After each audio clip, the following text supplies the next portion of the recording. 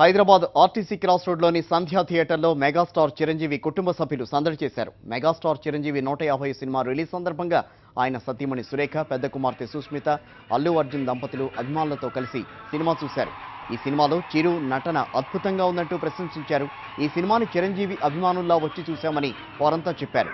చిరు ఫ్యామిలీతో పాటు డైరెక్టర్లు హరీష్ శంకర్, వంశీ పైడిపల్లి కూడా ఉన్నారు.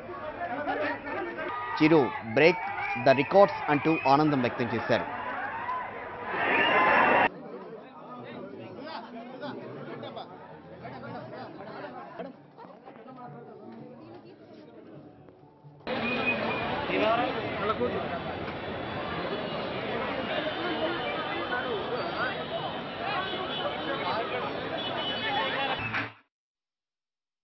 Mind blowing movie.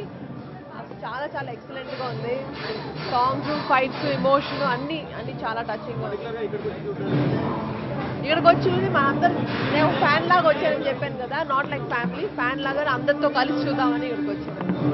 Is back అంటే ఒక ఈవెంట్ లా ఉంది. అంటే it's not like a film, it's more like an event and thoroughly enjoyed. అందుకే హరీష్ గారు, నేను కానీ ఆర్టీసీ క్రాస్ రోడ్లోనే చూడాలని చెప్పేసి వచ్చాం మేము.